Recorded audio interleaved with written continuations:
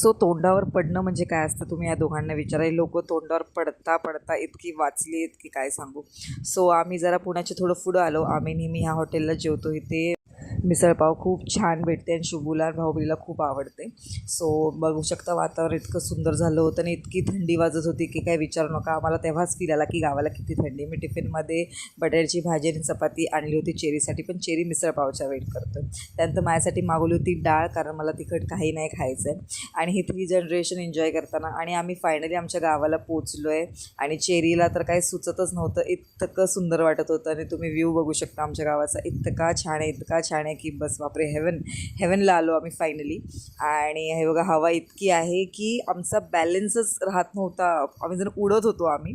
So इथे छान अशी व्हिडिओज काढले आणि फोटोज काढले आम्ही आणि थोडा वेळ टाईम स्पेंड केला आणि मग घरी गेलो.